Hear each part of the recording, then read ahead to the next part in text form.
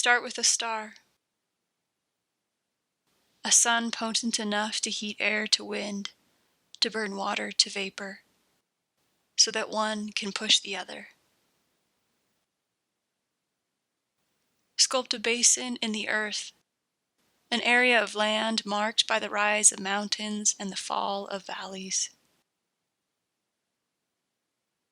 An area where water drains in, not out.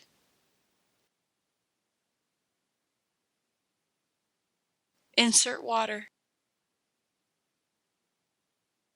Watch it descend, find earth, flow inward by inlet. Watch it blanket the small basin, spreading to become wetlands and lake. See the water stretch and search and never unearth a route out. Its only outlet is up. Add salt, a mineral embedded in soil and stone, which the waters gather and carry downward. Allow the water and salt to mix, then rest. See the salt accumulate. It is so flat you see the curvature of the earth. That is why it's used as a speedway. My feet touch the sharp grain of crystal earth, and all I see is a blank canvas, tautly stretched and coarsely woven.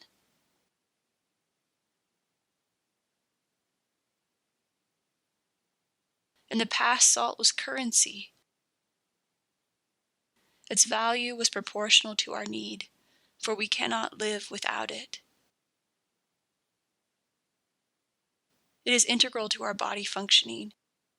We think with salt, we move with salt, and when the world pushes on us in toil or sorrow, we answer in salt, with our sweat and our tears. It has heavy feet as it flows downward and inward, and unlike water, never upward. Yet it cleans wounds. It suppresses bitterness so other flavors thrive. It draws out water to prevent decay, and thus preserve what is valued. It is for and of this earth.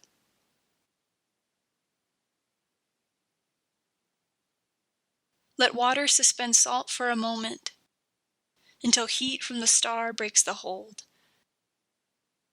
Water ascends as vapor, and the salt remains, making it difficult for life to thrive in this small sea. So start with simple life, fueled by the star, microbes in the form of algae and bacteria. Watch the water turn green and red.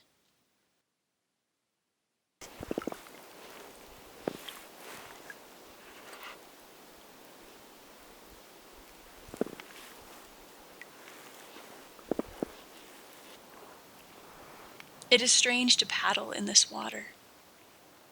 The high salinity in Gunnison Bay, the north arm of the lake, supports a red pigment algae. It makes water the warmth of a sunset, the pink of my flesh.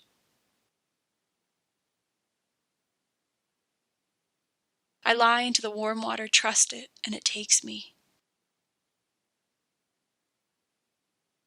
Skin stings as salt enters cuts and scratches, places where the lake's marshes opened my skin.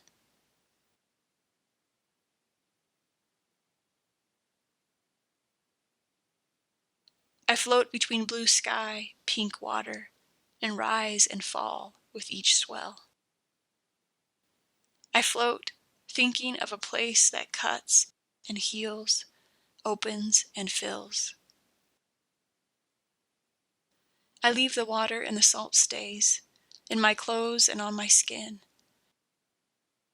I feel only water until it begins to dry.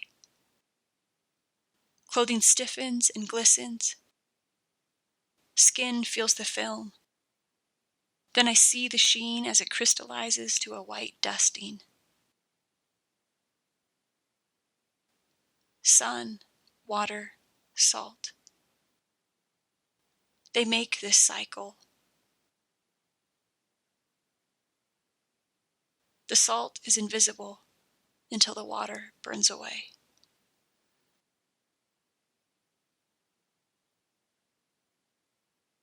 Bring birds who arrive and depart with a change in season, seasons brought by variation in the stars' heating.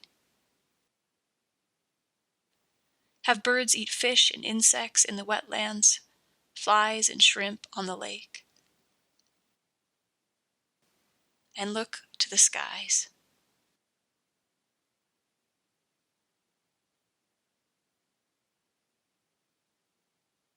They are made for air. That is where they float.